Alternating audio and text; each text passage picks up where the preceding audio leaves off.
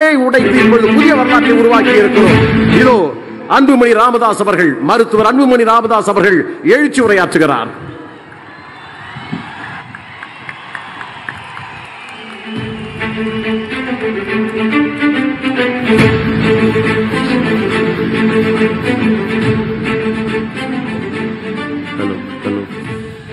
Hello. இது வங்கக்கடலா அல்ல சிங்கக்கடலா?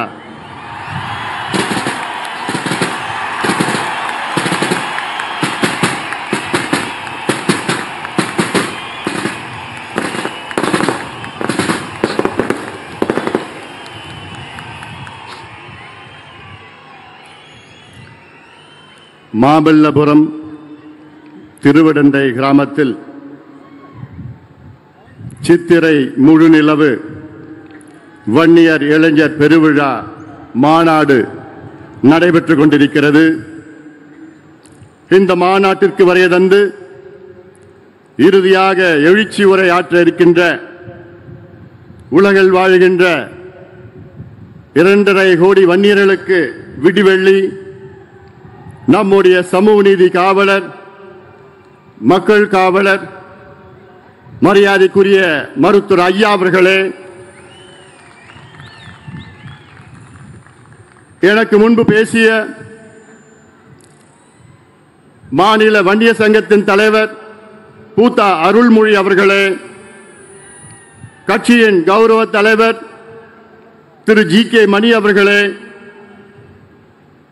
இந்த மாநாட்டு திடலை மிக சிறப்பாக வடிவம் அமைத்து கொடுத்த முன்னாள் மத்திய ரயில்வே துறை இணை அமைச்சர் ஏ.கே. மூர்த்தி அவர்களும், இந்த மாநாட்டில் நம்ம எல்லோரும் அன்போடு வரவேற்ற மாநில வன்னியர் சங்கத்தின் செயலாளர், முன்னாள் சட்டமன்ற உறுப்பினர், இரவு பகலும் இங்கே தங்கி அழகுமிக்க இந்த திடலை நமக்கு கொடுத்த திருக்கச்சூர் ஆறுமுகம் அவர்களே, கார்த்திக் அவர்களே, வைத்தி அவர்களே, தங்க ஐயாசாமி அவர்களே, ஆந்திராவிலிருந்து இங்கே இந்த மாநாட்டிற்கு வருகை தந்திருக்கின்ற நம்முடைய சொந்தம் ஆந்திரா சுரங்கத்துறை அமைச்சர் மரியாதைக்குரிய மாண்புமிகு திரு கொள்ளு ரவீந்திரா அவர்களே, தம்பி ராஜன் அவர்களே, கர்நாடகாவிலிருந்து வருகை தந்திருக்கின்ற முன்னாள் மேயர் மரியாதைக்குரிய திரு பி.ஆர். ரமேஷ் அவர்களே, முன்னாள் சட்டமன்ற உறுப்பினர் மரியாதைக்குரிய நரேந்திர பாபு அவர்களே, மரியாதைக்குரிய ஷடி விஜயகுமார் திகழர் அவர்களே, மரியாதைக்குரிய என் கிருஷ்ண மைசூர் சம்புகுல சத்திரிய சங்கத்தை சார்ந்தவர்களே, சிங்கமகளூர் ரவிக்குமார் அவர்களே, வாசு கர்நாடகா வன்னியகுல சத்திரிய சங்கத்தின் வாசு அவர்களே, மலேசியாவிலிருந்து வருகை தந்திருக்கின்ற குள்ளப்பன் மணியன் கவுண்டர் அவர்களே, லண்டனில் இருந்து வருகை தந்திருக்கின்ற பாப்பா வெற்றி அவர்கள், சாமுசாவன் மாநில தலைவர் முனைவர் சிவபிரகாசம் அவர்கள் மற்றும் நேரமின்மை காரணத்தால் மேடையில் இருக்கின்ற அனைத்து சொந்தங்களே, எங்களுடைய அன்னை மேடையில் இருக்கின்றார்கள். இங்கே எழுச்சியோடு, வீரத்தோடு, நம்பிக்கையோடு வருகை தந்திருக்கின்ற என் தம்பிகளே, என் தங்கைகளே, என் அண்ணன்மார்களே, என் அக்காமார்களே, தாய்மார்களே, என் உயிரினு மேலான அன்பு சொந்தக்காரர்களே, உங்கள் அனைவருக்கும் இந்த அன்புமணி ராமதாஸின் பணிவான வணக்கங்கள். உங்களை அனைவரையும் நானும் ஒரு முறை அன்போடு வரவேற்கின்றேன். இரு கரங்களை கூப்பி உங்களை வணங்கி நான் வரவேற்கின்றேன்.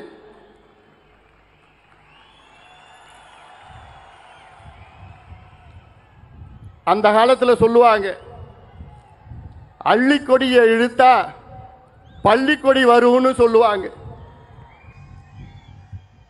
தமிழ்நாட்டில் தனிப்பெரும் சமுதாயம் வன்னியர் சமுதாயம். The single largest community in Tamil Nadu வன்னியர்கள்.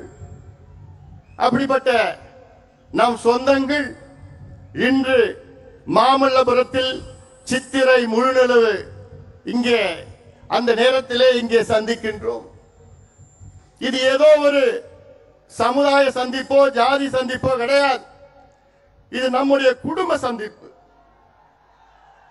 வேற யாருக்கும் இப்படி அமையாது. இங்கே வந்திருப்பவர்கள் எல்லாம் என்னுடைய தொப்புள் குடி உறவுகள், என் சொந்தங்கள். இங்கே ஏதோ வந்தமா போனமா கிடையாது. இந்த சந்திப்பில் வரலாறு இருக்கிறது. இது சாதாரண சந்திப்பு கிடையாது. இதற்கு முன்பு இதே மண்ணிலே ஆயிரம் ஆண்டுகள் நம் சொந்தங்கள் இதே மண்ணிலே சித்திரை முழுநிலவு நேரத்திலே அந்த மணல் கடற்கரையிலே சோறு எடுத்துக்கொண்டு அங்கே சந்தித்தார்கள். ஆயிரம் ஆண்டுகள் நம்முடைய பாரம்பரியம் இது. அந்த பாரம்பரியத்தை பின்பற்றி தான் இங்கே நாம் சந்திக்கின்றோம். ஏதோ அரசியல் கூட்டம் கிடையாது. இது நம்முடைய வரலாறு. இந்த சந்திப்பில் எனக்கு இவ்வளோ எழுச்சியாக நடைபெறுகின்ற இந்த மாநாடு, தமிழ்நாட்டின் வரலாற்றில் இப்படி ஒரு மாநாடு யாரும் நடத்தியது கிடையாது என்று அவ்வளவு செய்திகள் என்று எனக்கு வந்து கொண்டிருக்கின்றன. ஆனால் இந்த நேரத்திலே எனக்கு மிகப்பெரிய ஒரு வருத்தம், என்னுடைய அண்ணன் காடுவெட்டியார் மாவீரன் இந்த மாநாட்டிலே இல்லை என்று. காரணம், 12 ஆண்டுகளுக்கு முன்பு இதே மண்ணிலே என்னுடைய அண்ணன் காடுவெட்டியார் அவர்கள் மிக பிரம்மாண்டமான மாநாட்டை நடத்தினார்கள். இன்று மட்டும் என் அண்ணன் காடுவெட்டியார் இருந்திருந்தால் நானும் அவருடைய அன்பு தம்பியை போன்று அந்த பகுதியிலே நான் அமர்ந்து கொண்டிருப்பேன். காடுவெட்டியார் மறைவில்லை, நம்முள் இருக்கின்றார். அவருடைய கனவு ஐயா காலத்தில் தமிழ்நாட்டை நாம் சொந்தம் ஆள வேண்டும், நாம் ஆள வேண்டும் என்ற அவரை கனவு அது. அதை நனவாக்குவது இங்கே வருகை தந்திருக்கின்ற லட்சக்கணக்கான என் தம்பிகளும் என் தங்கைகளுடைய கடமையாக நான் பார்க்கின்றேன். அன்பு சொந்தங்களே,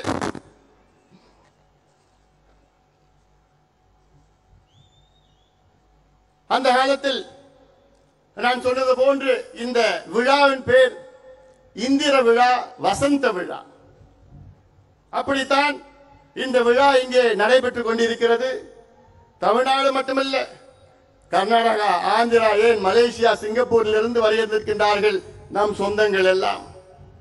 இன்று உலகத்தில் நம் சொந்தங்கள் 140 நாடுகளில் இருக்கின்றார்கள். நீங்கள் எல்லோரும் இந்த காட்சிகளெல்லாம் பார்த்திருப்பீர்கள். அதை பற்றி நான் அதிக பேச போவது கிடையாது. இனி நாம் என்ன செய்ய வேண்டும் என்று பேச இருக்கின்றேன். மாலையில் 4 மணியிலிருந்து நாம் பார்த்தோம். எத்தனையோ படங்களை பார்த்தோம், காட்சிகளை பார்த்தோம், நடனம் பார்த்தோம், ஒளிப்படங்களை பார்த்தோம். அதில் இன்றைய நம் இளைஞர்களுக்கு நம்முடைய பாரம்பரியம், நம்முடைய வரலாறு தெரியவில்லை. அதற்காகத்தான் உங்களுக்கு இவ்வளவு நேரம் இதையெல்லாம் உங்களுக்கு தெளிவுபடுத்தத்தான் இந்த காட்சியில் எல்லாம் உங்களுக்கு நாங்கள் கொண்டு வந்திருக்கின்றோம். நெருப்பில் வந்தவர்கள் நாம். நமக்கு மட்டும்தான் ஒரு புராணம் இருக்கிறது. இந்தியாவிலே நம் சமுதாயத்துக்கு மட்டும்தான் ஒரு புராணம் இருக்கிறது, வேறு எந்த சமுதாயத்தும் கிடையாது. காரணம், நாம் வன்னியக்குள்ள சத்திரியர்கள் தான்.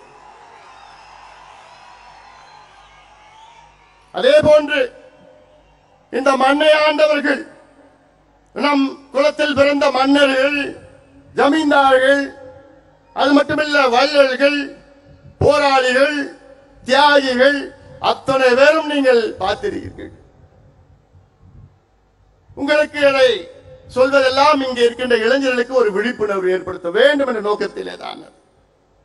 சுதந்திரத்திற்கு முன்பு நினைத்து பாருங்கள், எத்தனை பேருக்கு தெரியும் நாகப்ப படையாட்சி? தென்னாப்பிரிக்காவிலே காந்தி அவர்கள் தொடங்கிய சத்தியாகிரக போராட்டத்தில் உயிர் நீத்த முதல் தியாகி. இந்திய விடுதலை சத்தியாகிரக போராட்டம் அடித்தளம். இந்திய விடுதலை போரிலே, அந்த சத்தியாகிரக போராட்டத்திலே தென்னாப்பிரிக்காவிலே உயிர் நீத்த முதல் தியாகி மயிலாடுதுறை சார்ந்த நாகப்பன் படையாட்சி. இது எவ்வளவு பெருமை, இது எவ்வளவு பெரிய வரலாறு. இது யாருக்காவது தெரியுமா? இல்ல. ஏன் பின்னாடி படையாச்சின்னு பேர் வருது. வேற எந்த காரணம் இல்லை. அஞ்சலை அம்மாள் வீரத்தாய், கடலூரை சார்ந்தவர். காந்தி அவர்கள் அவர்களை பார்க்க நேரில் வந்தவர். அது மட்டுமல்ல, காந்தி அவர்கள் பார்க்க வேண்டும் என்று மருதாணிந்து குதிரையிலே அங்கே காந்தி அவர்களை சந்தித்தார் அஞ்சலை அம்மாள். அவரும் இன்னைக்கு இந்தியாவிலே சுதந்திர போராட்ட வீரர் என்று வந்திருக்க வேண்டும். ஏன் வரல? ஏன்? இந்த ரத்தத்தில் பிறந்துட்டாங்க. அதான், வேற எந்த காரணம் இல்லை.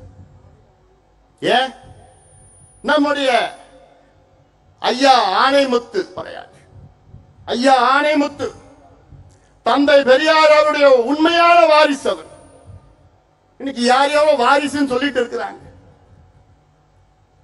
ஐயா ஆணைமுத்து அவர்கள் அந்த காலத்தில் வட இந்தியாவில் நினைச்சு பாருங்க, இங்க இருந்து நம் சொந்தக்காரர் வட இந்தியாவில் போயிட்டு பீகார், உத்தரப்பிரதேஷ், மத்திய பிரதேஷ், ஹரியானா, ராஜஸ்தான்ல அங்கே அவ்வளவு விழிப்புணர்வு போராட்டங்கள் நடத்தி மண்டல் கமிஷனை வர வைத்தவர் ஐயா ஆணைமுத்து அவர்கள். மண்டல் கமிஷன் அவர் வர வைக்கலன்னா இன்னைக்கு இந்தியாவில் ஓபிசி இடஒதுக்கீடு கிடையாதுயா. இதுல எனக்கு ஒரு பெருமை இருக்கிறது. இந்தியாவிலே ஓபிசி இடஒதுக்கீடு இதை பெற்று தந்தது 2 சத்திரியர்கள். ஒன்று ஐயா ஆணைமுத்து அவர்கள், மண்டல் கமிஷனையே கொண்டு வந்தது. அடுத்தது நம்முடைய இனமான காவலர் சமூக நீதி போராளி மருத்துவர் ஐயா அவர்கள். ஐயா அவர்கள் இல்லை என்றால் இன்று இந்திய அளவிலே ஓபிசிக்கு கல்வியில 27 விழுக்காடு இன்று வரைக்கும் வந்திருக்கார். அந்த ஐக்கிய முற்போக்கு அரசிலே அந்த கூட்டத்தில் ஐயா அவர்கள் கலந்து கொண்டு சோனியா அம்மையாரை பார்த்து, நீங்கள் இடஒதுக்கீடு கொண்டு வருவீர்களா இல்லையா? இல்லை, நாங்கள் இந்த கூட்டணியை விட்டு வெளியேறுகிறோம் என்று ஆவேசமாக பேசினார்கள். சோனியா காந்தி அம்மையார் அவர்கள் ஐயாவை பார்த்து, டாக்டர் கூல் டவுன் பண்ணுங்க, அமைதியா நம்ம பேசிக்கலாம். பிறகு அன்று மாலை மீண்டும் சந்தித்து ஒரு முடிவெடுத்தார் சோனியா காந்தி அம்மையார். என்னன்னு, மருத்துவர் ஐயா அவர்கள் அழுத்தத்தால் இந்தியாவிலே அந்த ஆண்டு, வருகின்ற ஆண்டில் ஓபிசிக்கு கல்வி நிலையத்திலே 27 விழுக்காடு இடஒதுக்கீட்டை அறிவித்தார் சோனியா காந்தி அம்மையார் அவர்கள். இது எவ்வளவு பெரிய வரலாறு! இது யாருக்காவது தெரியுதா? இல்லையே, இந்த ரத்தத்தில் பிறந்துட்டாங்க. இன்னைக்கு ஐயா இந்தியாவிலே 6 இடஒதுக்கீடுகளை பெற்று தந்திருக்கின்றார்கள். சாதாரணமா அது செய்ய முடியுமா? 6 இடஒதுக்கீடுகள். இன்னைக்கு ஒரு இடஒதுக்கீடும் யாரும் இந்தியாவில் யாரும் பெற முடியல. ஆனால் நினைத்து பாருங்கள், ஐயாவுடைய ஆவணப்படத்தில் நீங்க பார்த்திருப்பீங்க. அருந்ததிகளுக்கு 3 விழுக்காடு, இஸ்லாமியர்களுக்கு 3.5 விழுக்காடு, எம்பிசி 20 விழுக்காடு, வன்னியர்களுக்கு 10.5 விழுக்காடு, மத்தியிலே மருத்துவத்துறையிலே பட்டியலின மக்கள், பழங்குடி மக்களுக்கு 22.5 விழுக்காடு இடஒதுக்கீடு, இதர பின்படுத்தப்பட்ட மக்கள் ஓபிசிக்கு 27 விழுக்காடு. இதுதான் வரலாறு. ஆனால் அந்த அளவுக்கு ஐயாவுக்கு அங்கீகாரம் இருக்கிறதா, கிடைத்திருக்கிறதா? இல்லை. ஏன்? இந்த ரத்தத்தில் பிறந்துட்டாங்க. ஆனா இந்த சமுதாயம் எப்படி எப்படி பயன்படுத்துறாங்க பாருங்க சமுதாயத்தை.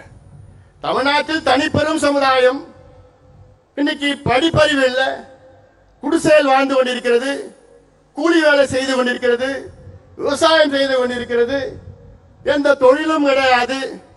இந்த சமுதாயத்தை ஆண்டு கொண்டிருக்கின்ற கட்சிகள் எல்லாம் வெறும் வாக்கு வங்கிகளாக பயன்படுத்திக் கொண்டிருக்கிறார்கள். ஓட் பேங்க், அவ்வளவுதான். உங்களை எப்படி பார்க்கறாங்க? ஓட்டு பேங்க், அவ்வளவுதான். தேர்தல் நேரம் வந்தா உங்களை பயன்படுத்துவாங்க, தேர்தல் முடிஞ்சா முடிஞ்சு போச்சு. அதே போன்று மற்ற சமுதாயங்களும் உங்களை எப்படி பயன்படுத்திக்கிறாங்க தெரியல. எங்கேயாவது பிரச்சனை வந்ததுன்னா உடனே ஓடி வருவாங்க. ஐயோ நீங்க தாங்க, வாங்க நீங்க தாங்க. நம்மளும் போவோம், பிரச்சனையில தீர்த்து வைப்போம், 10, 20, 30, 50 கேஸ் வாங்குவோம். அதுக்கப்புறம் முடிஞ்சு போச்சு. தேர்தல் வந்ததுன்னா டாடா பை பை. இதான் நம்முடைய காலகாலமா நடந்துட்டு இருக்குது. இல்லை, அதனால இன்றைக்கு இந்த கூட்டம், நாம் கூடிய கூட்டம், நம்முடைய உரிமைகளுக்காக நாம் இங்கே கூடியிருக்கின்றோம். எங்களுக்கு படிப்பு வேண்டும், எங்களுக்கு வேலை வேண்டும், எங்களுக்கு வாழ்வாதாரம் வேண்டும், நாங்கள் சுயமரியாதையோடு வாழ வேண்டும். அந்த நோக்கத்திற்காகத்தான் இங்கே லட்சக்கணக்கான என் சொந்தங்கள் இங்கே கூடியிருக்கின்றோம். ஏதோ சும்மா இங்க வந்தோமா கூட்டமா இந்த தேர்தலுக்காகவோ கூட்டணிக்காகவோ அரசியலுக்காக நம்ம கூடல. இங்க நாம் உரிமைகளுக்காக நாம் கூடியிருக்கின்றோம். ஐயா அவர்கள் மிக சிரமப்பட்டு, நம்ம பார்த்துருப்பீங்க, இங்க 21 தியாகிகள், 21 மற்றும் 27 தியாகிகள், அதில் ஒரே நாளிலே 21 தியாகிகள் காவல்துறையினர் சுட்டார்கள். அதன் பிறகு ஐயா அவர்கள் நமக்கு வாங்கி தந்தது 20 விழுக்காடு எம்பிசி என்ற இடஒதுக்கீடு. அந்த இடஒதுக்கீடு வந்து கிட்டத்தட்ட 35 ஆண்டுகள் ஆகின்றன. 36 ஆண்டுகள் ஆகிறது இடஒதுக்கீடு வந்து. ஆனால் 36 ஆண்டுகள் ஆகியும் இன்று நமக்கு சரியான முறையிலே வேலை வாய்ப்பு இல்லை, நமக்கு சரியான முறையிலே கல்வி கிடைக்கவில்லை. அதனால்தான் ஐயா அவர்கள் மீண்டும் போராடி, கடந்த ஆட்சியாளரிடம் மன்றாடி போராடி அழுத்தம் கொடுத்து வன்னியர்களுக்கு 10.5 விழுக்காடு இடஒதுக்கீடு பெற்று தந்தார்கள். ஆனால் அதையும் சூழ்ச்சியாளர்கள் அதை கெடுத்து நீதிமன்றத்துக்கு சென்று நமக்கு எதிரான ஒரு தீர்ப்பு வந்தது. பிறகு உச்சநீதிமன்றத்திற்கு சென்றோம். உச்சநீதிமன்றத்திலே தெளிவாக தீர்ப்பு கொடுத்தார்கள். என்னவென்று, தமிழ்நாட்டில் வன்னியர்களுக்கு உள் ஒதுக்கீடு கொடுக்க எந்த தடையும் கிடையாது, அது நீங்கள் தாராளமாக கொடுக்கலாம், தரவுகளை சேகரித்து நியாயப்படுத்தி கொடுங்கள் என்று உச்சநீதிமன்றம் சொன்னார்கள். சொல்லி எவ்வளவு நாள் ஆகுது தெரியுமா? தீர்ப்பு வந்து எவ்வளவு நாள் ஆகுது தெரியுமா? 1136 நாட்கள். 1136 நாட்கள் தீர்ப்பு வந்து, ஆனால் தமிழக அரசு கொடுப்பதற்கு மனமில்லை, முதலமைச்சருக்கு கொடுப்பதற்கு மனமில்லை. எத்தனையோ முறை முதலமைச்சருக்கு நாங்கள் பார்த்தோம், எத்தனையோ முறை சந்தித்தோம். ஆனா முதலமைச்சர் அவர்கள் தொடக்க காலத்தில் நன்றாக எங்களை வரவேற்றார், நிச்சயமாக கொடுப்பேன் என்று நம்பிக்கை கொடுத்தார்கள். ஐயா அவர்கள் முதலமைச்சர் ஸ்டாலின் அவர்களை பல முறை சந்தித்தார். சந்திக்கின்ற பொழுது, ஐயா கவலைப்படாதீங்க, நிச்சயமா நான் தரேன், நான் ஒவ்வொரு முறையும் பாக்குறப்போ உறுதியா நான் தரேங்க, நீங்க தைரியமா போங்க. அதுல ஒரு முறை சொன்னார் என்கிட்ட, இந்த சட்டசபை கூட்டத்தொடரிலே கொடுக்கவில்லை என்றால் அடுத்த ஆண்டு கல்வி போயிடும் சொன்னப்போ, ஏன் இதற்காக நான் தனியாக ஒரு ஸ்பெஷல் அசெம்பிளி செஷன் வைக்கிறேன்னு என்கிட்ட முதலமைச்சர் உறுதி கொடுத்தார்கள். இப்படி இவ்வளவு காலமாக பார்த்தோம், கடிதம் எழுதினார் ஐயா, எல்லாம் பண்ணோம். ஆனால் திடீரென்று முதலமைச்சர் அவர் மனசை மாத்திக்கிட்டார். ஏன் மாத்தினார் இன்னைக்கு வரைக்கும் தெரியல. 2 ஆண்டு காலம் எங்களுக்கு உறுதியளித்த முதலமைச்சர் இறுதியாக எங்களால் கொடுக்க முடியாது, கணக்கெடுப்பு நடத்தாமல் வன்னியர்களுக்கு இடஒதுக்கீடு கொடுக்க முடியாது, அந்த கணக்கெடுப்பு மத்திய அரசு தான் எடுக்க வேண்டும் என்று ஒரு பொய்யான செய்தியை மீண்டும் மீண்டும் முதலமைச்சர் சட்டமன்றத்திலும் வெளியிலும் பேசிக் கொண்டிருக்கின்றார். எவ்வளவு பெரிய துரோகம் இது! சமுதாயத்திற்கு நேர்ந்த மிகப்பெரிய துரோகமாக நான் பார்க்கின்றேன். முதலமைச்சர் சொல்வது, தமிழக அரசிற்கு கணக்கெடுப்பு நடத்த அதிகாரம் இல்லையா உங்களுக்கு? பிறகு உங்கள் தந்தை எப்படி எடுத்தார்? கடந்த காலத்திலே எம்ஜிஆர் அவர்கள் எப்படி எடுத்தார்கள்? உங்கள் தந்தையை நிறுவிய சட்டநாதன் கமிஷன் 1969-70 நிறுவிய கமிஷன், அவர்கள் ஒரு பரிந்துரை கொடுத்தார்கள், ஒரு கணக்கெடுப்பு நடத்தி, அந்த கணக்கெடுப்பு அதற்கு அவர்களுக்கு அதிகாரம் இல்லையா? எம்ஜிஆர் அவர்கள் 1984 அம்பாசங்கர் கமிஷனை நிறுவினார். அம்பாசங்கர் அவர்கள் வீடு வீடாக டோர் டு டோர் எனுமரேஷன் செய்தார்கள். அப்பொழுது அவருக்கு அதிகாரம் இல்லையா? அதன் பிறகு ஜனார்தனன் கமிஷன் அவர்கள் இதெல்லாம் ஒன்றாக சேர்த்து கொலேட் பண்ணி அவர்கள் ஜனார்தனம், நீதி அரசு ஜனார்தனம் 3 பரிந்துரைகளை கொடுத்தார்கள் அரசுக்கு, திமுக அரசுக்கு. ஒன்று, அருந்ததியர்களுக்கு 3 விழுக்காடு உள்ஒதுக்கீடு கொடுக்க வேண்டும் என்று நீதியரசு ஜனார்தனம் பரிந்துரை கொடுத்தார். அதை அப்படியே கலைஞர் அவர்கள் ஏற்றுக்கொண்டார். அருந்ததியர்களுக்கு உள்ஒதுக்கீடு கொடுத்தார்.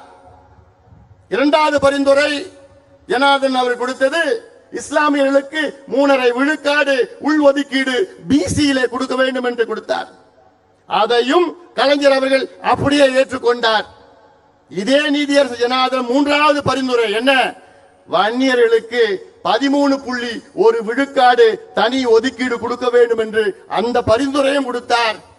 அதை மற்றும் கலைஞர் ஏற்றுக்கொள்ளவில்லை. அதை மற்றும் குப்பையிலே தூக்கிவிட்டார், வீசிவிட்டார். எவ்வளவு பெரிய துரோகம் இது! எவ்வளவு பெரிய துரோகம் இது! உங்களுக்கு எங்களுடைய வாக்குகள் மட்டும் வேண்டும். 1957 திமுக போட்டியிட்ட முதல் தேர்தல். அந்த தேர்தலில் திமுக 15 தொகுதிகளில் வெற்றி பெற்றது.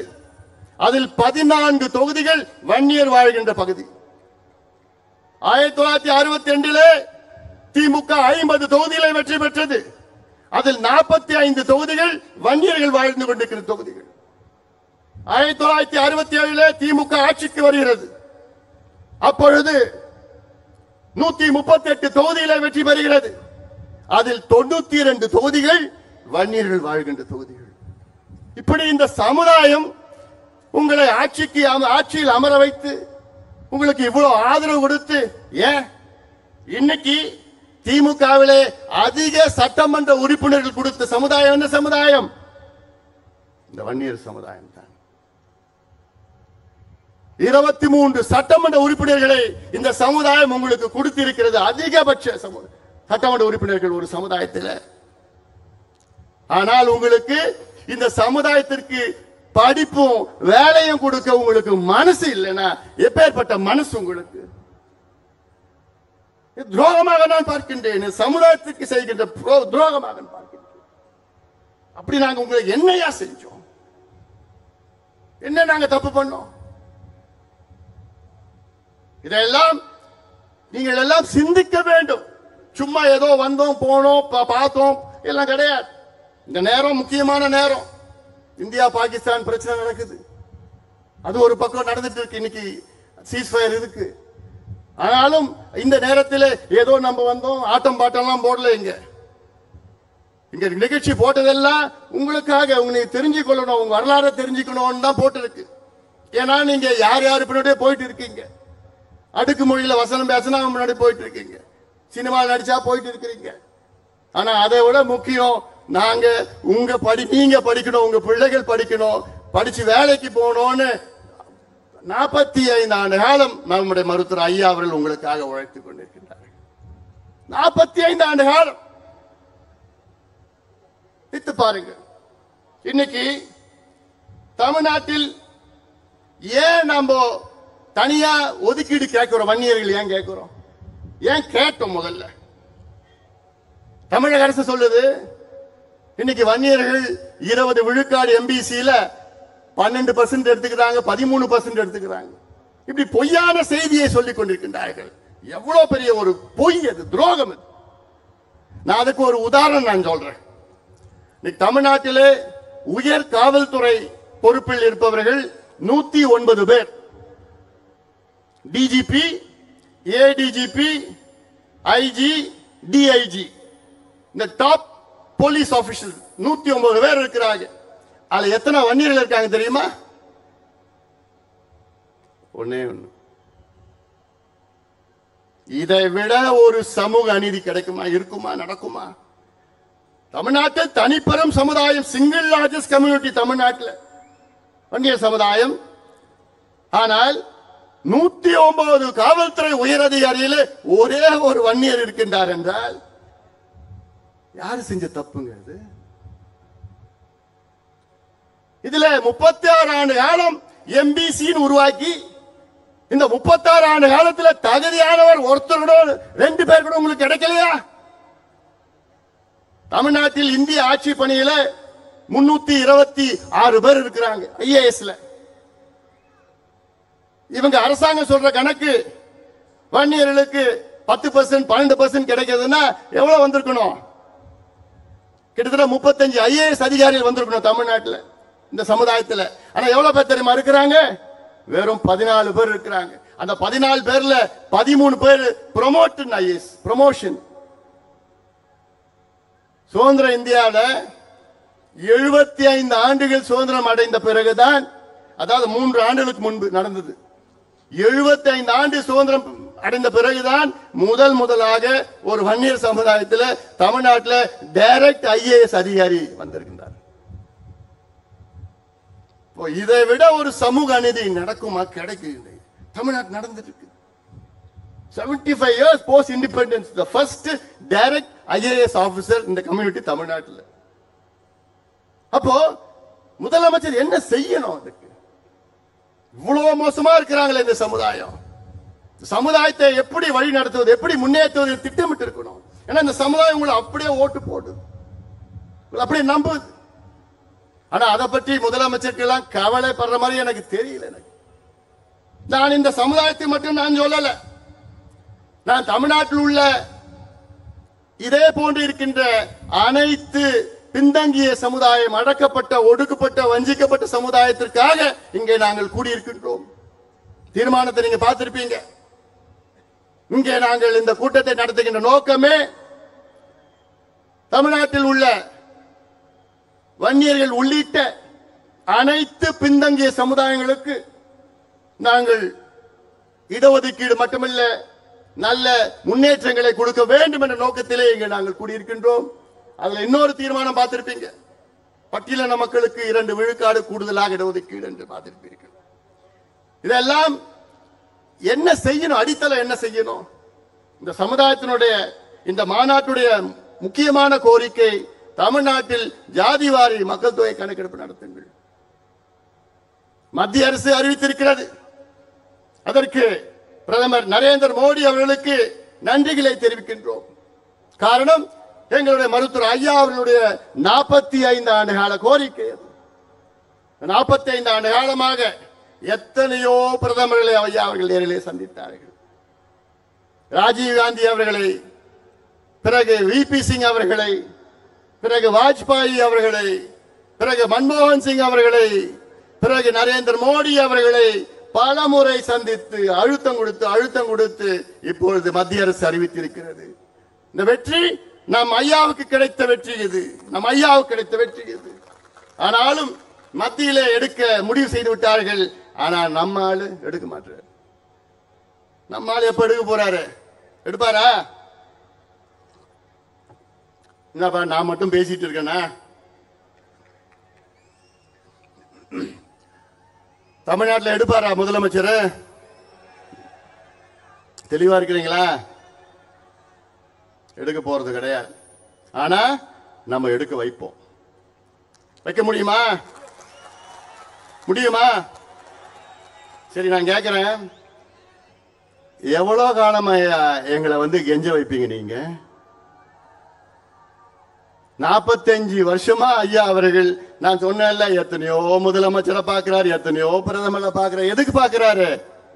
இந்த பிள்ளைங்களுக்கு படிப்பு கொடு, இந்த பிள்ளைங்களுக்கு வேலை கொடு, எங்களை சுயமரியாதையோட வாழ விடு. எவ்வளவு காலமையா கெஞ்ச வைப்பீங்க எங்களை? சரி, எனக்கு ஒரு ஆசை இருக்கு. என்ன ஆசை? நம்ம இவ்வளவு காலமா மனு கொடுத்துட்டு வரோம். இனி நம்ம மனு வாங்குகின்ற சமுதாயமாக மாற வேண்டும்.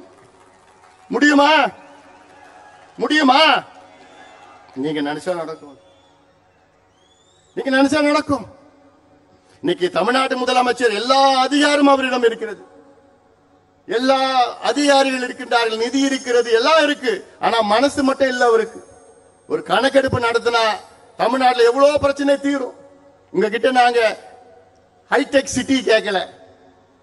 இவங்க நினைச்சிட்டு இருக்காங்க ஒரு தமிழ்நாட்டுடைய வளர்ச்சி என்றால் எல்லாம் மாலும் கட்டிட்டு, டைடல் பார்க் கட்டிட்டு, hi tech city, intellectual city, road பெருசா போட்டுவிட்டு, ஏர்போர்ட் பெருசா கட்டிட்டு, அதெல்லாம் நினைச்சிட்டு இருக்காங்க. இதுதான் வளர்ச்சின்னு நினைச்சிட்டு இருக்காங்க. அது என்னை பொறுத்தவரைக்கும் வளர்ச்சியா நான் பார்க்கல.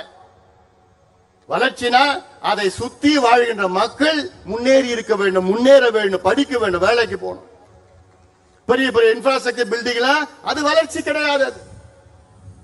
ஆனால் இதைத்தான் முதலமைச்சர் அவர்கள் அதை நினைத்துக் கொண்டிருக்கிறார்கள்.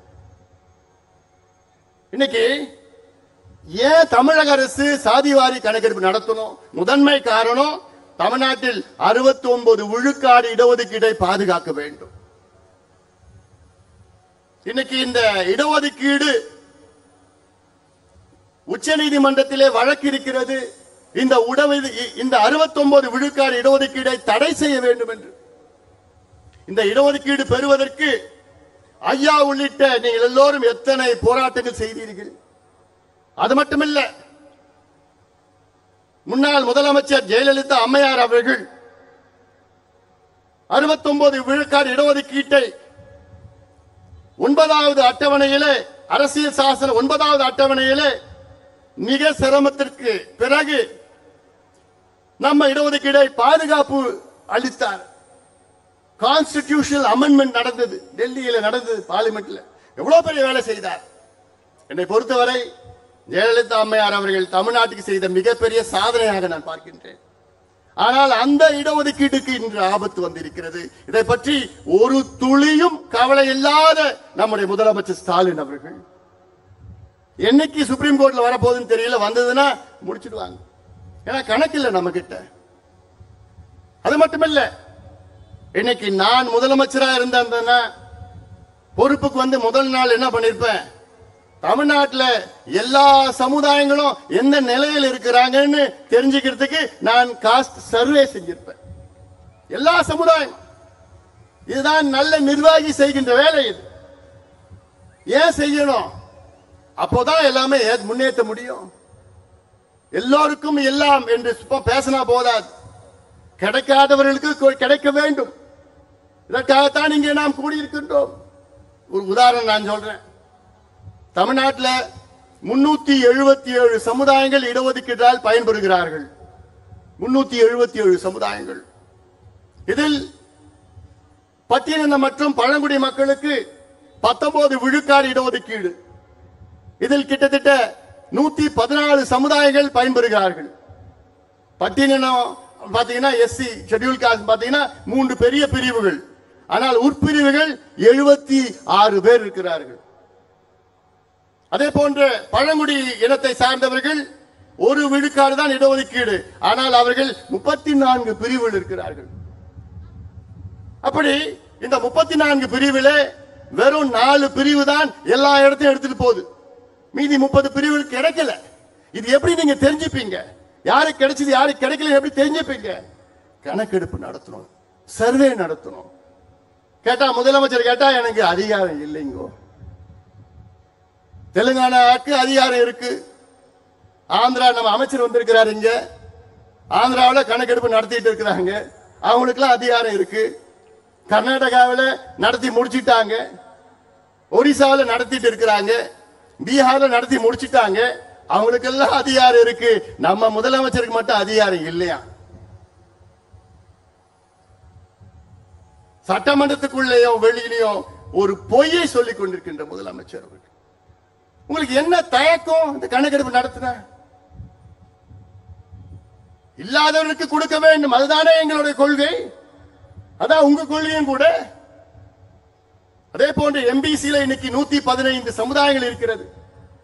இந்த 115 சமுதாயத்தில் எந்த சமுதாயத்துக்கு கிடைக்கலன்னு எப்படி தெரியும்? உங்களுக்கு எந்த சமுதாயம் எல்லா இடத்தையும் எடுத்துட்டு போறாங்க எப்படி தெரியும் உங்களுக்கு?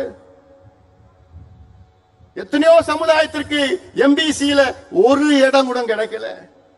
அது ஒரு கணக்கு. மற்றொரு கணக்கு இருக்கிறது. எம்பிசியில 115 சமுதாயங்கள் இருக்கிறது.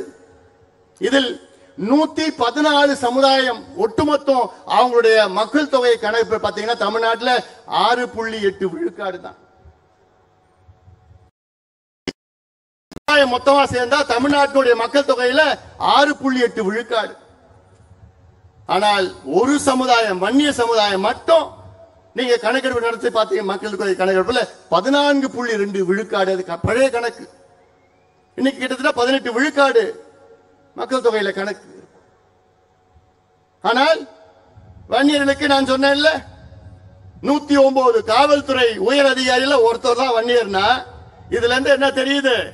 இவங்களுக்கு ஏதோ படிப்பும் இல்ல, வேலையும் கிடைக்கல, எல்லாம் கூலி வேலை.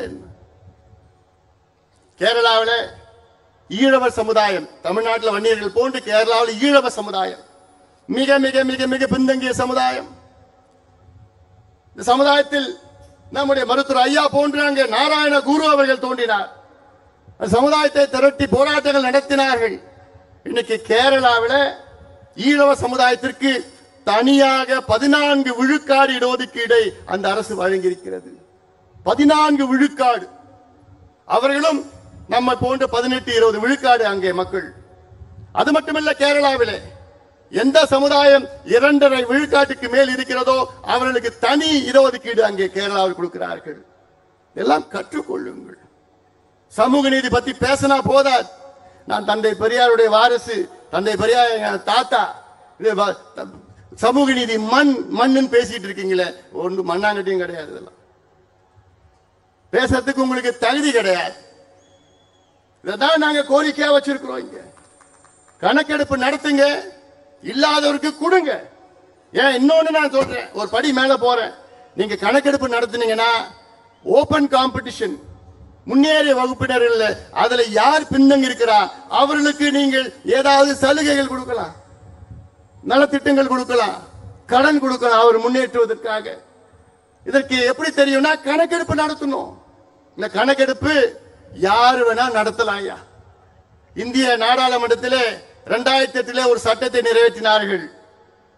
இந்திய மக்கள் தொகை புள்ளியியல் சேகரிப்பு சட்டம், இந்தியன் ஸ்டாட்டிஸ்டிக்கல் ஆக்ட் 2008. இந்த சட்டத்தின்படி இந்தியாவிலே மத்திய அரசு கணக்கெடுப்பு நடத்தலாம், மாநில அரசு கணக்கெடுப்பு நடத்தலாம், உள்ளாட்சி பிரதிநிதிகள் கணக்கெடுப்பு நடத்தலாம், ஏன் பஞ்சாயத்து தலைவர் கூட கணக்கெடுப்பு நடத்தலாம். ஒரு பஞ்சாயத்து தலைவர் இந்த சட்டத்தின் கீழ் அவர் பஞ்சாயத்தில் எத்தனை வீடு இருக்கு, அந்த வீட்டில் என்ன வீடு, கூரை வீடா கல்லு வீடா, அந்த வீட்டில் எத்தனை பேர் இருக்கின்றார்கள், அவர்கள் எந்த சமுதாயத்தை சார்ந்தவர்கள், எந்த மதத்தை சார்ந்தவர்கள், எந்த மொழி எந்த இனத்தை சார்ந்தவர்கள், அவங்க படிச்சிருக்கிறாங்களா, பட்டதாரி இருக்கிறாங்களா, அவங்க வீட்டில் கழிப்பறை இருக்கிறதா, மின்சாரம் இருக்கிறதா, சைக்கிள் இருக்குதா, பைக் இருக்குதா, நிலம் இருக்குதா, இந்த எல்லா கணக்கெடுப்பு ஒரு பஞ்சாயத்து தலைவர் எடுக்கலாம். ஆனா நம்ம முதலமைச்சர் எங்களுக்கு அதிகாரம் இல்லைங்கோ, எங்களுக்கு அதிகாரம் இல்லைங்கோ இப்படி என்று போய் சொல்கின்ற ஒரு முதலமைச்சர் பார்க்கிறீங்களா? எதுக்குங்க பயம் உங்களுக்கு? ஆனா ஒண்ணு நான் சொல்றேன், ஆனா கலைஞர் இன்னைக்கு இருந்திருந்தா ஒரே கையெழுத்து யோசிக்க மாட்டார். கணக்கெடுப்பு நடத்தி எடுத்து எல்லாருக்கும் என்ன, எல்லாருக்கும் நாங்க கேட்கறது எங்களுக்காக நாங்க கேட்கல, கிடைக்காதவங்களுக்கு நாங்க கேட்கிறோம். ஏன்னா இந்த சமுதாயம் அப்படிப்பட்ட சமுதாயம், உங்களுக்கு எல்லாம் சோறு போற சமுதாயம். நான் உங்களுக்குன்னு சொன்ன இந்த நேரலை மூலியமாக பார்த்து கொண்டிருக்கின்ற மக்கள், கோடிக்கணக்கான மக்கள் நான் சொல்றேன். நீங்க இந்த மக்கள் மட்டும் இல்லைன்னா தமிழ்நாட்டு மக்கள் சோறு சாப்பிட முடியாது. இந்த மக்கள் மட்டும் இல்லைன்னா, இங்க இருக்கின்ற மக்கள் மட்டும் இங்க இல்லைன்னா வீட்டுல நீங்க நிம்மதியா வாழ முடியாது. ஏன்னா உங்க வீடு கட்டி கொடுக்கிறது இந்த சமுதாயம் தான். உங்களுக்கு சேத்துல நின்று உங்களுக்கு சோறு போடுறது இந்த சமுதாயம் தான். நீங்க கார்ல ஹாயா ரோட்ல போறீங்கல்ல, அந்த ரோடு போடுறது இந்த சமுதாயம் தான். உங்களை மானத்தை காப்பாத்துறது, நீங்க போடுற ட்ரெஸ் போடுறீங்கல்ல, அந்த பருத்தியை விளைய வைக்கிறது இந்த சமுதாயம் தான். பெயர்பட்ட ஒரு பெரிய சமுதாயம் இன்னைக்கு கூலி வேலையில கஞ்சோ கூழோ குடித்துக் கொண்டு, குடிசையில் வாழ்ந்து கொண்டு, படிப்பறிவு இல்லாமல் மதுவுக்கு அடிமையாக இருக்கின்ற சமுதாயம். நீ வேலை கொடுத்தனா இந்த பிள்ளை ஏன் மது கடைக்கு போறான்? நீ வேலை கொடுத்தனா ஏன் இந்த போதை பழக்கத்துக்கு அடிமையாக்க போறான்? வட தமிழ்நாட்டில் பாத்தீங்கன்னா எங்க பார்த்தாலும் டாஸ்மாக் விற்பனை. ஓஹோ, காரணம் பிள்ளைங்களுக்கு வேலை கிடையாது, படிப்பு கிடையாது. இதை உருவாக்குங்கள் என்று மருத்துவர் ஐயா அவர்கள் கெஞ்சிட்டு இருக்காருயா. 45 ஆண்டு காலம் கெஞ்சிட்டு இருக்கிறார் ஐயா. எவ்வளவு ஆழமாக கெஞ்ச வைப்பீங்க எங்களை? நீங்க எல்லாம் முடிவு பண்ணா போதும், கட்சி எல்லாம் பார்க்காதீங்க. வரும் காலம் நம் காலம், அந்த முடிவை நீங்க எடுங்க. என் தம்பிகள் என் தங்கைகள், நீங்க முடிவெடுத்தா போதும். யாரோ பின்னாடி போறீங்க, போவாதீங்க. வாங்க, எங்கள் பின்னால் வாங்க, இந்த அண்ணன் பின்னால் நீங்க எல்லாம் வாங்க. உங்களுக்காக நான் வாழ்ந்து கொண்டிருக்கின்றேன். மாவீரன் குருவை போன்று நான் உங்களுக்காக நான் வாழ்ந்து கொண்டிருக்கின்றேன். ஒட்டுமொத்த என் சொந்தங்கள் எல்லாம் வாருங்கள், என் பின்னால் வாருங்கள். உங்களுக்கு நான் படிப்பு நான் வாங்கி தருகின்றேன், வேலை வாய்ப்பை உருவாக்குகின்றேன். நாம் ஆள வேண்டும். ஆளுகின்ற காலம் வந்து விட்டது. இந்த படத்தெல்லாம் பாத்தீங்கல்ல, எப்படி வாழ்ந்த மக்கள் நாம். இந்த மண்ணை ஆண்டவர்கள், இந்த பூர்வகுடி மக்கள் நாம். இந்த மண்ணுக்கு சொந்தக்காரர்கள் நாம். இந்த மண்ணை காப்பாற்றினோம். இந்த மண்ணுக்காக எத்தனையோ ஏரிகளை வெட்டினோம். வீராணம் ஏரியிலிருந்து, செம்பரம்பாக்கம் ஏரியிலிருந்து, மதுராந்தகம் ஏரியிலிருந்து, அரசமங்கலம் ஏரியிலிருந்து, வெல்லிங்டன் ஏரியிலிருந்து எல்லா ஏரியை வெட்டியது யாரு? என் பாட்டன். என் பாட்டன் பூட்ட இந்த மண்ணை பாதுகாத்து, காடை வளர்த்து, மரங்களை நட்டு இந்த மண்ணை செழுமையாக ஆக்கிய என் பாட்டன் பூட்டன் பூரக்குடி மக்கள் நாம்.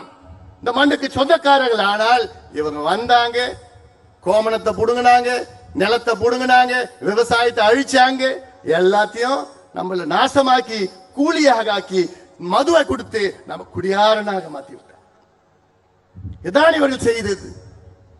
அதனால்தான் நாங்க சொல்றோம், இனி ஒரு மாற்றம், ஆட்சி மாற்றம் வேண்டும், நாம் ஆள வேண்டும் என்ற என் தம்பிகள் தங்கைகள் உங்கள் மனதிலே ஒவ்வொரு நாளும் நீங்கள் உங்கள் மனதிலே அதை ஒழிக்க வேண்டும். ஆம், இனி நம்முடைய காலம், நாம் ஆள வேண்டும் என்ற அந்த எழுச்சி உங்கள் மனதிலே வர வேண்டும்.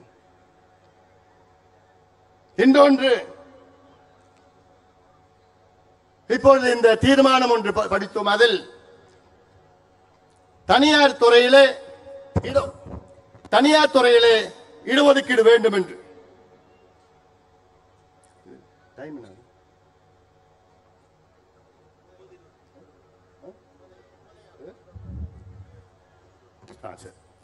தனியார் துறையில இடஒதுக்கீடு வேண்டும். எதுக்கு வேணும்? ஏன்னா ஒரு காலத்துல மத்திய அரசுல 36 லட்சம் வேலை வாய்ப்பு இருந்தது. ஆனா இன்னைக்கு அது 26 லட்சமாக குறைந்திருக்கிறது. 10 லட்சம் குறைஞ்சிடுச்சு. எப்போ? 15 ஆண்டுகள்ல. தமிழ்நாட்டில் கிட்டத்தட்ட 2002ல தமிழ்நாட்டில் 12 லட்சம் அரசு வேலைகள் இருந்தது. இன்னைக்கு அது 8 லட்சமாக குறைந்தது. வேலை இல்லை, அரசு வேலையே கிடையாது. அது இல்லாம தமிழக அரசு என்ன செய்யறாங்கன்னா, இந்த group D, group C and group D இத ரெண்டுத்தையும் எல்லாமே அவுட் சோர்ஸ் பண்ணிடுறாங்க, தனியார் மயமாக்கிட்டாங்க. அவங்களுக்கு இந்த ஒப்பந்த முறையில வேலை வாய்ப்பை உருவாக்கி, அந்த ஒப்பந்த முறையில அதுல ரிசர்வேஷன் இடஒதுக்கீடு கிடையாது, காசு வாங்கிட்டு அவங்க வேலையை சேர்த்துடுறாங்க. அதனால இனி எங்களுக்கு தனியார் துறைகளை இடஒதுக்கீடு வேணும். இந்த சட்டத்தை இயற்றுங்கள், சட்டத்தை கொண்டு வாருங்கள். காரணம், அரசுல வேலை இல்லை எங்களுக்கு. அதே போன்று தமிழக அரசு ஆட்சி வருவதற்கு முன்பாக நீங்கள் ஒரு சத்தியம் செய்தீர்கள். நாங்கள் ஆட்சிக்கு வந்தவுடன் தனியார் துறையிலே தமிழ்நாட்டில் உள்ள தமிழர்களுக்கு 75 விழுக்காடு அங்கே வேலை வாய்ப்பிலே நாங்கள் ஒதுக்கீடு ஒதுக்குவோம் என்று சொன்னீர்கள். இன்னைக்கு வரைக்கும் நடக்கல. அது ஒரு பக்கம். அடுத்தது நாங்கள் சொல்வது, ஒரு உதாரணம், ஏதாவது ஒரு அரசு திட்டம் நீங்கள் செயல்படுத்துகிறீர்கள் என்றால் அந்த அரசு திட்டத்திலே நம்முடைய மக்களுடைய நிலங்களை பிடுங்கி அவர்களை அச்சுறுத்தி குண்டர் சட்டத்திலே போட்டு அவர்களை சிறையில் அடைத்து அவர்களுடைய இடங்களை பிடுங்கி கொண்டிருக்கின்ற அரசு, தமிழக அரசு, இனி அது நடக்காது, நடக்க விட மாட்டோம். அதாவது நான் ஆட்சியில் இருந்தோம்னா, நம்ம ஆட்சியில் இருந்தா, நான் முதலமைச்சராக இருந்தா என்ன பண்ணும் தெரியுமா? ஒரு உதாரணம், என்னுடைய ஆசை சென்னையிலுக்கும் கன்னியாகுமரிக்கும் ஒரு 10 வழி சாலை போடணும். சென்னைக்கும் கன்னியாகுமரிக்கும் 10 வழி சாலை, கிரீன்ஃபீல்டு. அது எப்படி நான் செய்வேன்னா, நிலத்தை நான் போய் விவசாயிடம் கேட்பேன், ஏன்னா இது அவசியமானது என்று கேட்டு அந்த விவசாயி நிலத்தை கொடுத்தாங்கன்னா அந்த விவசாயிய இந்த திட்டத்திலே ஒரு பங்குதாரராக நான் சேர்ப்பேன், ஒரு ஸ்டேக் ஹோல்டர். ஸ்டேக் ஹோல்டர்னா அந்த நிலம் எவ்வளவு கொடுக்கறாங்களோ அந்த திட்டத்திற்கு அவங்களும் பங்குதாரர், ஷேர் ஹோல்டர். அவங்களுக்கு மாதம் மாதம் அவங்க பேங்க்ல போய் பணம் போய் சேரும். இந்த டோல்கேட்ல கலெக்ட் பண்ற பாரு காசு, எவ்வளவோ கோடி கணக்கான, ஆயிரக்கணக்கான கோடி, அதுல 3ல 1 பங்கு கொடுத்து நிலம் கொடுத்த விவசாயிக்கு மாசம் மாசம் போய் சேரும். அப்ப என்ன பண்ணுவோம்? விவசாயி விவசாயத்துல நட்டோம் எடுத்துக்குங்கன்னு சொல்லப்போம். இதுதான் முறையானது. ஏன் இப்போ பரந்தூர் விமான நிலையம் 5000 ஏக்கர் எடுக்கிறீங்க, அதுல கிட்டத்தட்ட 3200 ஏக்கர் விவசாய நிலம், தனியார் நிலம். அது அந்த விமான நிலையத்துல அங்க இருக்கின்ற விவசாயிகளை பங்குதாரரா சேருங்க. ஏன் அவங்களை நீங்க அகற்றுறீங்க? ஏன் அது அதானி அம்பானி மட்டும்தான் அது கொடுக்கணுமா? அதுக்கு முதலாளி அதானி அம்பானி மட்டும்தான் இருக்கணுமா? ஏன் அங்க இருக்கிற விவசாயிகளும் அந்த விமான நிலையத்துக்கு முதலாளி ஆக்குங்க, அவங்களுக்கு பங்கு கொடுங்க, ஷேர்ஸ் கொடுங்க, அவங்களுக்கு மாத மரியாதையோட வாழ வையுங்க. இதைத்தான் செயல்படுத்த வேண்டிய. இவ்வளோ திட்டம் இருக்குயா எங்க கிட்ட, எவ்வளவு திட்டம் இருக்கு. ஆனா அந்த அதிகாரம் தான் கிடையாது. நீங்க மட்டும் நினைச்சு அந்த அதிகாரத்தை நீங்க மட்டும் கொடுத்தீங்கன்னா தமிழ்நாட்டை சிங்கப்பூருக்கு நிகராக எங்களால் மாற்ற முடியும். அது எங்களால் மட்டும்தான் முடியும், நம்மால் மட்டும்தான் முடியும். யாரால முடியாது, யாரும் தெரியாது. ராத்திரி 2 மணிக்கு என்ன எழுப்பி கூப்பிட்டா, எழுப்பிட்டு தமிழ்நாட்டில் என்ன பிரச்சனை இருக்கு, ராமநாதபுரம் மாவட்டத்தில் என்ன பிரச்சனை இருக்குன்னா 2 மணிக்கு நான் சொல்லுவேன். ராமநாதபுரத்தில் இந்த பிரச்சனை, இந்த தீர்வு, இந்த பிரச்சனைக்கு தீர்வு, அந்த ராமநாதபுரத்தில் இந்த ஒன்றியத்தில் இந்த பிரச்சனை, இல்ல ஆர்எஸ் மங்கலம் ஏரியில் இந்த பிரச்சனை, இப்படி எல்லாம் என்னால சொல்ல முடியும். தமிழ்நாட்டில் 38 மாவட்டத்தில் உள்ள என்னென்ன பிரச்சனை இருக்கிறோ அத்தனையும் எங்களால சொல்ல முடியும். பிரச்சனை மட்டுமல்ல, அதற்கு என்ன தீர்வுன்னு சொல்ல முடியும். அதுதான் நமக்கும் மற்றவர்களுக்கும் வித்தியாசம். ஆக தமிழக மக்களே, எங்களுக்கு ஒரு வாய்ப்பு அளியுங்கள். சமுதாயத்துக்கு நான் கேட்க, சமுதாயத்துக்கு மட்டும் நான் கேட்கல, சமூக நீதிக்கு ஒரு வாய்ப்பு அளியுங்கள். நாங்கள் ஆட்சிக்கு வந்தால் தமிழ்நாட்டில் உள்ள சமூக நீதி, உண்மையான சமூக நீதியை நாங்கள் நிலைநாட்டுவோம். போலியான சமூக நீதி இப்ப இருக்கின்ற போலியான சமூக நீதி போன்ற கிடையாது. காரணம், அதில் நாங்கள் ஊறியவர்கள். எங்கள் ஐயா அவர்கள் 45 ஆண்டு காலம் ஊறி இருக்கின்றார்கள். இந்தியாவிலே கிட்டத்தட்ட நினைச்சு பாருங்கள், இந்தியாவிலே 100 கோடி மக்கள் பயன்பெறுகின்ற இடஒதுக்கீட்டை கொண்டு வந்தவர் எங்களுடைய மருத்துவர் ஐயா அவர்கள். 100 கோடி எப்படி நான் கேட்பீங்க? ஓபிசி ரிசர்வேஷன் அது 27%. இதே போன்ற எஸ்சி எஸ்டி ரிசர்வேஷன் மத்தியில மருத்துவ படிப்புல அதுல 22.5 விழுக்காடு ரிசர்வேஷன். ஆக கிட்டத்தட்ட 100 கோடி மக்கள் பயன்பெறுகிறார்கள் என்றால் அதற்கு ஒரே காரணம் எங்களுடைய மருத்துவர் ஐயா அவர்கள் தான். ஆக இதையெல்லாம் மாற்றி அமைக்க நாம் எல்லோரும் இன்று இனி வரும் காலத்திலே ஒன்று கூடுவோம். மீண்டும் சொல்கின்றேன், என்னுடைய அன்பு அண்ணன் காடுவெட்டியாருடைய அன்பு கனவு, ஆசை கனவு, நாம் ஆள வேண்டும், நாம் ஆள வேண்டும். அந்த காலத்தில் எப்படி வாழ்ந்தோம், எப்படி வீழ்ந்தோம், இன்று எப்படி இருக்கின்றோம், இதை நீங்கள் ஒவ்வொருவரும் மனதிலே வைத்துக் கொள்ள வேண்டும். ஒவ்வொருவரும் மனது வைத்துக் கொண்டு அது வரும் காலத்திலே நாம் எல்லோரும் ஒன்றாக இணைவோம். இந்த கட்சி அந்த கட்சி எல்லாம் பார்க்காதீங்க, வாங்க இந்த அண்ணன் அன்புமணி பின்னால் நீங்கள் எல்லோரும் பாருங்கள். உங்களுக்கு விடிவு நிச்சயமாக உங்களை முன்னேற்றுவது என் கடமை, என்னுடைய கடமையாக நான் பார்க்கின்றேன். ஆக இந்த செய்தி இன்னும் எவ்வளோ பேசிட்டு இருக்கலாம். ஐயா பேசணும், எழுச்சி உரை, ஐயாவுடைய எழுச்சி உரை இருக்கிறது, ஐயா பேசணும். நீங்கள் எல்லாம் இங்கே வந்திருக்கிறீர்கள். என்னுடைய ஒன்னே ஒரு வேண்டுகோள், நான் இந்த மாநாடு நான் கிட்டத்தட்ட ஒரு 1.5 மாசமா எனக்கு தூக்கம் இல்லை. இன்னைக்கு ராத்திரி நான் தூங்க போறது கிடையாது. ஏன்னா நீங்க எல்லாமே நீங்க பத்திரமா வீட்டுக்கு போய் சேர்ந்துட்டீங்க. அந்த செய்தி வந்த பிறகுதான் எனக்கு தூக்கம் வரும். அது வரைக்கும் எனக்கு தூக்கமே வராது. மீண்டும் மீண்டும் சொல்றேன், நீங்க பத்திரமா எந்த பிரச்சனை இல்லாம அமைதியான முறையில நீங்க போங்க. நான் மற்ற தலைவர்கள் போன்று கிடையாது. நீ அத்து மீறு, அது செய், இதை செய்யல நான் சொல்ல மாட்டேன்.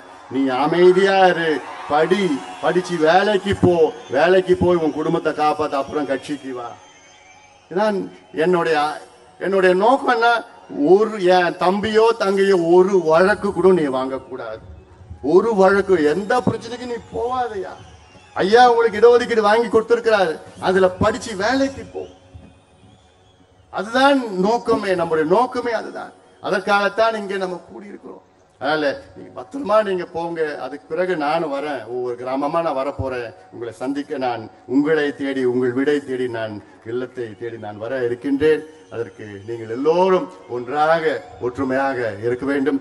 இந்த மாநாடை மிக சிறப்பாக இந்த திடலை ஏற்பாடு செய்த நம்முடைய ஆக்ஷன் கிங் AK மூர்த்தி, திருக்குச்சூர் ஆரம்பம் உள்ளிட்ட இங்க எத்தனையோ பேர் இங்க இருக்கிறாங்க, மேடையில் இருக்கிறாங்க, இவ்வளவு பேர் இருக்கிறாங்க.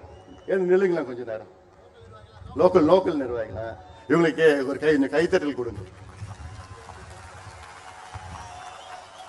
இவ்வளவு கிட்டத்தட்ட 1.5 மாசமா இங்க இரவு பகல் இந்த வெயில்ல போட்டு எவ்வளவு வேலைகள் இந்த பிரம்மாண்டமாக மாநாடு. உங்களுக்கு எல்லாம் நன்றி நான் தெரிவிக்கிறேன். நான் இந்த மாநாட்டின் சார்பில் நன்றி தெரிவிக்கிறேன். என்னுடைய அன்பு அண்ணன், பாசத்துடைய அண்ணன் CR பாஸ்கரன் அவர்கள் எங்க இருக்கிறார்? அவர் அவருக்கு ஒரு மிகப்பெரிய ஒரு நன்றி. ஏன்னா அவர் வந்து இது வரைக்கும் 20 மாநாடுகள் அவர் நடத்தியிருக்கிறார்.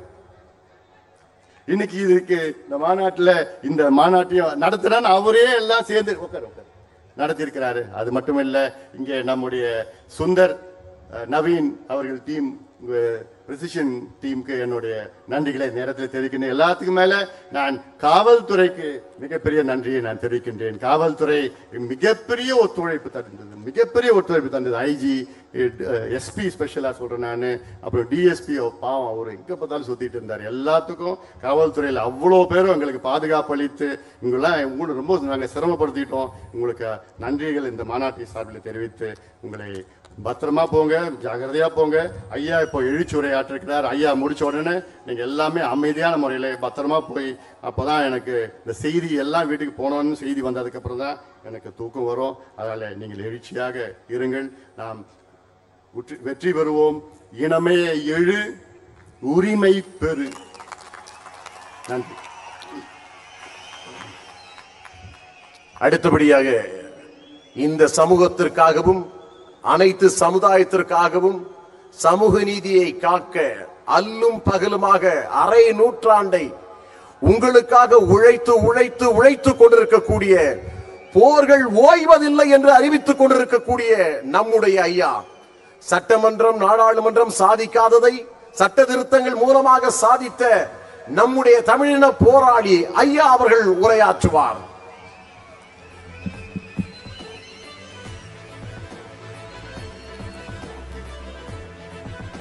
என் உயிரினும் மேலான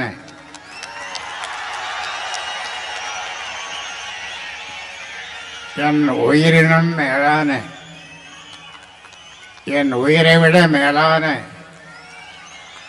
பாட்டாளி சொந்தங்களே, வீரமும் விவேகமும் மிக்க சிங்கக்குட்டைகளே, இளைஞர்களே,